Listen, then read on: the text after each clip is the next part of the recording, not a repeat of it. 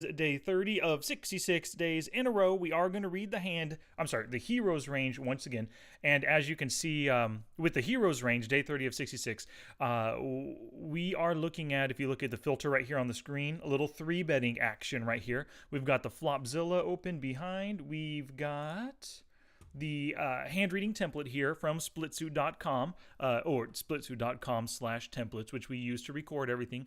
Now let's look through some hands. You can see this one's marked as we have already done it, and none of these really look any good to. That was the only 3-betting hand on the button really worth reading. Read that one. Don't want to read one where we fold, and don't want to read one where I 3-bet fold. Must have been some kind of a bluff, you know, folding to a 4-bet. Read that one. Don't want to read a check folding hand. Already read that one. Let's see here. Did that one. Check fold, raise call, all these checks. What is it? Raise, bet, check call, and then check on the river. This is potentially one. Not check call, I mean check, and then check call down here. Raise, raise call, raise call, raise call. Maybe we'll start with this one and then do this one next time, because we get a little bit earlier action right here with a bet, then a check call, then a check on the river. I guess I didn't like what I saw possibly. So we'll see what this hand is. So once again, we are hand reading the hero. What is today's date? Not today. 7/19 is the date of this hand. And hand number 879-18522. Sweet. So what is it here? BB 3-bet.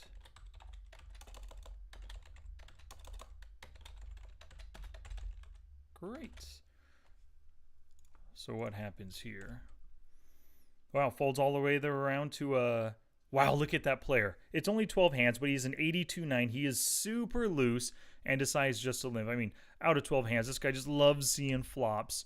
Oh, nice. And I like the isolation raise right here. If we take a look at this, he is ISOing. Oh, it's only 9% of the time he ISOs. 14% from the small blind. So this is probably a pretty decent hand. For the most part, just isolating the loose passive fish. But look at his stats right here. He's a tight aggressive player. He could be ISOing just as a bluff, just to get it heads up with this guy who's probably pretty easy pickings, it looks like. And then, great, awesome. So I don't know, this could be a semi-bluff or a bluff, or it could be for value as well, because it is on the larger sizing. But I'm isolating, or I'm 3-betting over an isolation raise, which is interesting. Wow, and he just calls. It's kind of like just a cold call. You only have 25 cents and you call 325. Oh, cool. So he's isolating. That's an interesting note. Okay, so cash capable of ISO folding from the small blind. We're in the big blind. Yep. Cool. But like you can see, that's pretty interesting. I mean, he was ISO raising. Maybe he would have been happy calling 250 or a $2 raise, 250, 275 even, but 325 probably feels like, uh-oh, I'm going paying too much to play out of position on this flop with his hand. So awesome. I love it. I love it. Oh, so first off, what am I 3-betting here? Now I'm 3-betting from the big blind. So we can look at basically, let's go this one right here. So it's very possible, 18% just seems really darn wide. It's possible I am 3-betting here as a semi-bluff or for value. So let's toss in my semi-bluffing hands. 8-7 I normally like to call with. I wouldn't be 3-betting here. And I can sometimes 3-bet the Jack-10. I can sometimes 3-bet these, and I can just call them. So I'm going to keep them in my range. 8s are better. I'm good with 8s as a 3-bet semi-bluffing hand. 7s most of the time I'm just calling. How much money did he have? He had full stack. I have less than a full stack. Full stack. So I have the requisite implied odds for just calling for set mining. So I think 7s and below I would have just called. 8s are a possible 3-betting hand. This is the cusp. If it's not here, I'm definitely having 9s in my range, but we'll keep 8s just in case.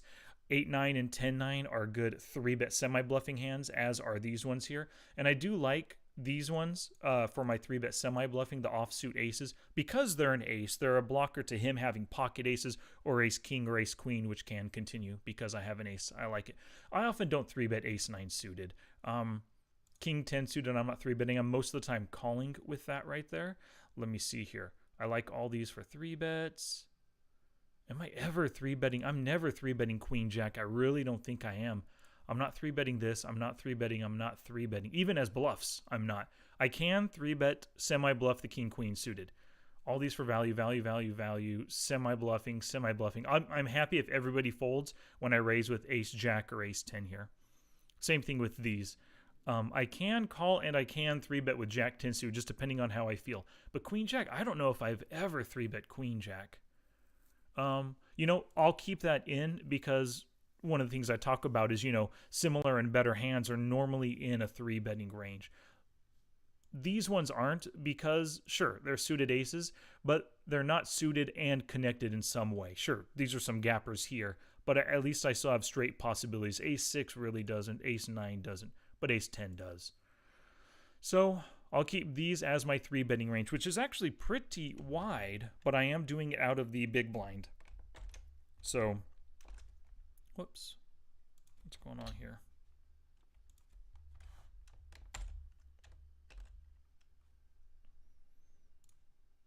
Uh, 11%, 142 combos.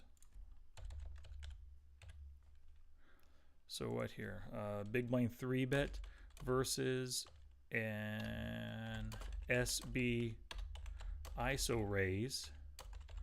Just the super loose passive button calls and the ISO raiser folds. Loose what was he at? 85 something? 82.9. Okay.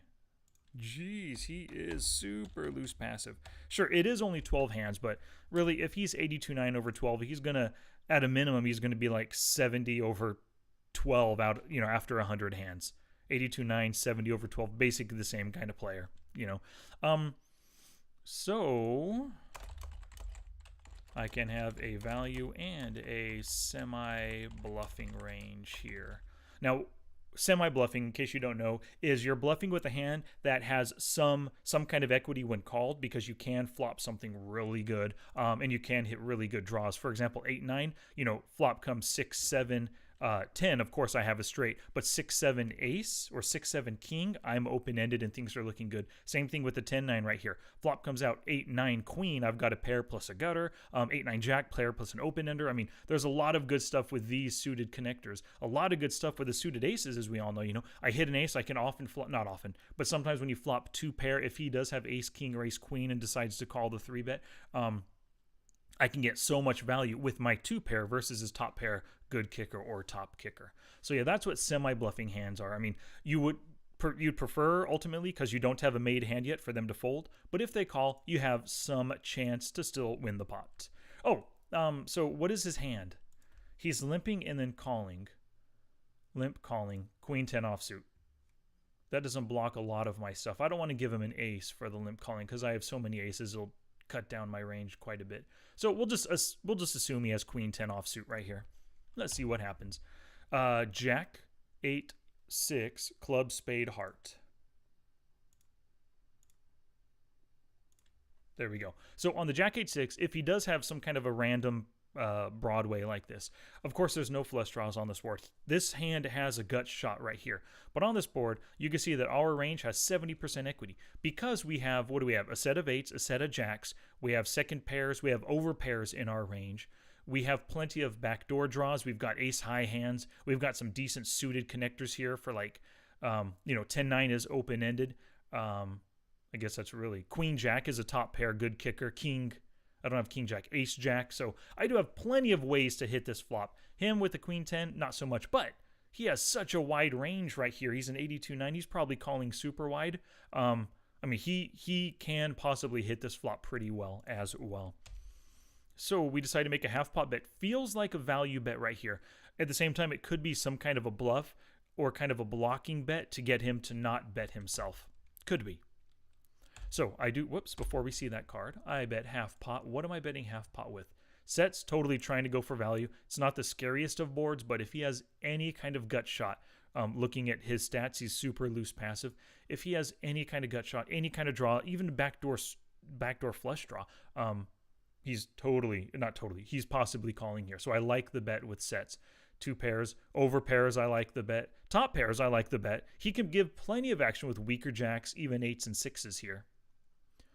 Pocket pair below top, I like it. There's no way to say that he definitely has 10s or 9s beat. It's not like he has to have a jack for calling. He doesn't have to have pocket aces, kings, or queens here. No, so I think those are decent value bets for sure.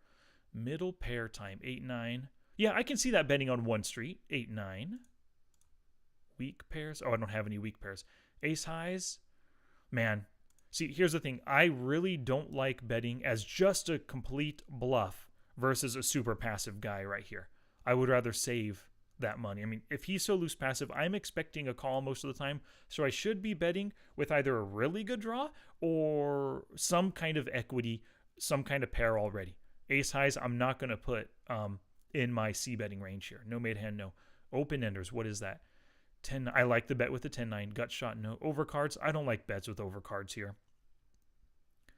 One of the things I've always said is if they ain't folding, you ain't bluffing. And he is not folding on this flop. That is not a scary looking flop at all. He's not folding, so I am not going to bluff. Overcards, oh no, let's keep those out of the range. 2-card back, I don't like betting those. I would bet it if the turn came and gave me the actual flush draw as opposed to the backdoor. So we could just take those out. Okay, so only 47% of the time I'm betting with the best possible draw and open and straight draw, and then all kind of thin value as well as total value hands here. Makes sense to me. I like this kind of betting range. So 47% and 53 combos. Okay, I like it. So if he does have a gut shot here, after narrowing our range and getting rid of some of that weak stuff, we're way ahead. 73% equity versus a gut shot. Queen high gut shot here.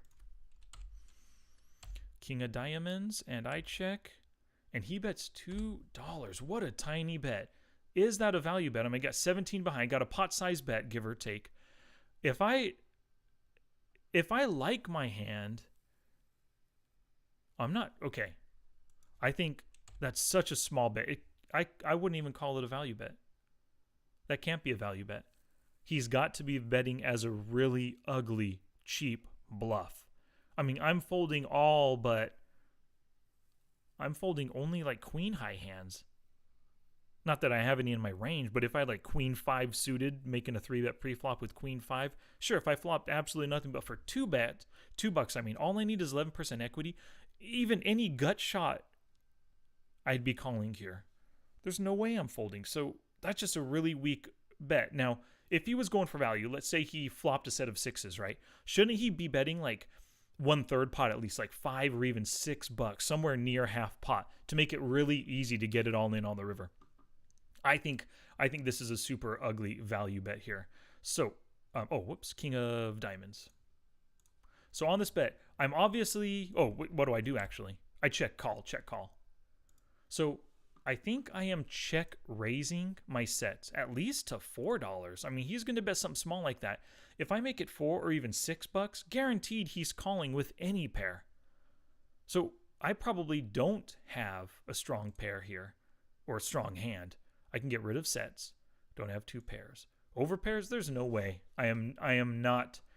If I had an overpair here, I guarantee I am betting on the turn. Guaranteed. Well, and the overpair was aces, you know. The other overpair was pocket kings on the flop, and I just turned a set, so I guarantee I'm raising. Top pair, don't have any. Pocket pair below top. Queens, I can definitely call this for 2 bones, yeah. Middle pair, random jacks, ace kicker, jack 10. Yeah, because he could be betting with an 8 or a 6, or just, he could be betting 10-9. He could be betting as an open ender just to try to get me to fold my any kind of weak pair. Pocket pair below, mid pair I talked about, weak pairs, pocket 10s, 9s, 9-8s. I think those can all call because that bet is so small. I bet if I had any of these weak pairs, 10-9, 9s, or 10s, or 8, 9, 9s or 10s. I bet I would fold here to like a $7 bet when the king hits. He's capable of staying with so many kings, and if he bets bigger, I'm putting my full stack at risk. So when a super passive fish wakes up with aggression, I tend to be pretty conservative and I'll fold a lot. But look how big that bet is. That's a tiny, ugly little bluff. I bet you $7 I would have folded a big part of my range here. I bet you. But let's keep the weak pairs in because it's such a crummy bet. No mate had 10. Whoa, oh, well, that's open ender. Yeah, we're definitely calling with that one right there. All right, so look at that. We've narrowed our range big time. We still have 71% equity versus a gut shot or queen 10. Now it's open ended. If that is what he has, we still have 71% equity. So things are looking good for us if we put him on such a crummy hand. Oh, what if he had just like a random, weak 6 bottom pair? We have 84% equity versus that bottom pair. Yeah, so things are looking good. Because I think a bottom pair is the kind of hand that can be betting that. So an open ender, a bottom pair, a second pair, even a weak third pair like Jack 9 could be making that kind of bet right there. So 35 combos, 70% of our flop range. Nice. So we've taken ourselves down from 142 down to 35 combos. So 30% or so of our pre-flop range. Final card gives us the 9. Oh, crap. How funny. I chose queen 10 and now he just killed us with that. If he does have that, he actually has the nutter butters right now. Yeah, look at that queen 10 rivered the nuts. So we check. He checks me. So what am I checking here? Let's see. The 9 came. Queen 10 wasn't in my range, right? No, queen 10. Oh, queen 10 was never. Queen 10 suited or offsuit was never in my range at all. So I'm going to be betting sets here. If I did happen to river a set of 9s, I'm betting. I'm not going to let him get away with not paying me off anything. 2 pairs, 9, 8. Oh, it's like a second bottom 2 pair. Yeah, that could be in my check calling range. I just happen to river a 2 pair, which is, a very good showdown hand, but I don't know that it's necessarily, Well, it's the kind of hand where I could value bet, like make a thin $4 or $5 value bet, a quarter pot or so. But at the same time, I understand checking and then calling. If he bluffed the turn, he might throw out a $4 or $5 river bluff that I can pick off right here. So I'm good with check calling that 2 pair. Now, if I had king jack 2 pair, I would probably be betting out, or even a jack 9 or king 9 or a king 8. If I had better 2 pair, I'd be betting out here. Pocket pair below top, yeah, those can totally check. Whoops. Mid pairs, totally check. Weak pairs, yep, check in. Ace, well, those aren't even in. Yeah. So actually, because I capped my range with my flop and my turn action, everything that was in on the turn is still in on the river and is capable of checking here. You can see it's just that entire range. Definitely. 100%. Now that the 9 hits, it's probably less combos, right? 30 combos now. So now that the 9 hit, it removed 5 of my turn range combos right here. Cool. So what do we got? Anywhere between sets? Oh, no, I can't put sets in. Heck no. I would bet the sets. My bad. So it's 27 combos, actually. 90%. Okay. Whoops. I didn't mean to keep that clicked. The sets, or was it 9s? Right there. Sweet.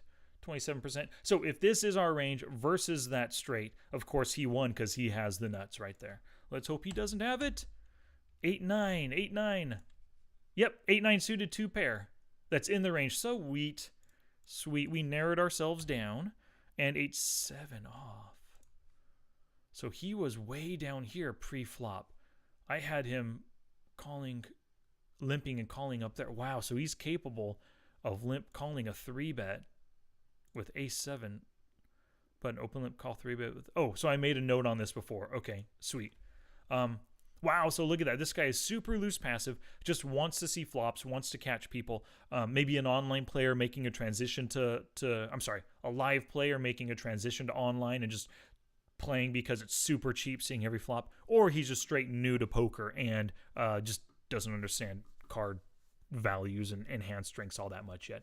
And you know what's interesting too, I have 8-9 suited, and that was one of the, if we just let's see, let's clear all this. So if we clear that, so oh crap, 8-9 suited, kept this stuff in. It was something like I took these hands off. There, it was something along these lines. So you can see that, yes, I have plenty of value hands in my 3-betting range, and I do have some 3-bet semi-bluffing hands, and 8-9 suited is one of those that I choose a 3-bet semi-bluff with. I bet if I had 8-7 suited, I would have just called pre-flop. For some reason, I just don't turn that into a 3-bet bluffing hand. I have in the past, but not so often. 7-6 would have been just a call as well. But I like these two for their I like these two for semi-bluffing for sure. Alrighty, y'all. Thank you very much for watching. I do appreciate it. Come back later for day 31 of 66. Peace out.